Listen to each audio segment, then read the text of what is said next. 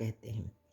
तो अलंकार शब्द का अर्थ है आभूषण। जिस प्रकार एक नारी अपने आभूषण द्वारा शरीर को सजाती है, उसी प्रकार कवि भी अपनी कविताओं को विभिन्न शब्दों और अर्थों से सजाता है। इसे ही हम अलंकार कहते हैं। और अलंकार के भेद कितने होते हैं, पहले हम ये देखते हैं। तो अलंकार के मुख्य दो भेद होते हैं, एक तो शब्दालंकार और दूसरा अर्थालंकार। शब्दालंकार होता है जिन अलंकारों में शब्दों के चमत्कार पर बल दिया जाता है। शब्द जो होते हैं उन पे शब्द आपको मालूम ही है, जैसे कि ये अलंकार एक शब्द है तो उसे क्या कहते हैं, शब्दालंकार। उदाहरण के लिए, पुष्प पुष्प से तंद्रालस लालसा खींच लूँगा मैं।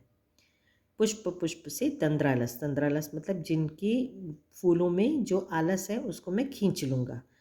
तो कितना अच्छा लग रहा है पढ़ने में, कितने अच्छे तरीके से कवि ने इसको सजाया है। दूसरा होता है अर्थालंकार, जिन अलंकारों में अर्थ के चमत्कार पर बल दिया जाता है।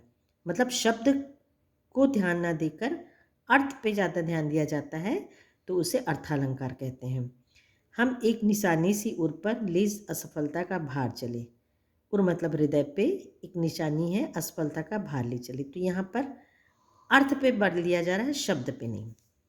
तो अब हम सबसे पहले पढ़ेंगे शब्दालंकार, मतलब शब्दों पे भार देकर और जिस अलंकार का प्रयोग किया जाता है उसे शब्द अलंकार कहते हैं। इसके भी कई प्रकार होते हैं। नंबर 1 होता है अनुप्रास अलंकार।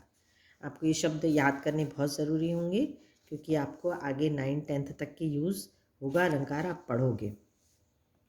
तो सबसे पहले होता है अनुप्रास अलंकार, जहाँ एक ही वर्ण की बार बार आवृत्ति होती है। वर्ण मतलब अक्षर, एक ही अक्षर कई बार आता है, उसे अनुप्रास अलंकार कहते हैं। जैसे दोपहर, दिवस, जानी, घर सूनो, ढूंढी, ढिंढोरी, आप ही आयो।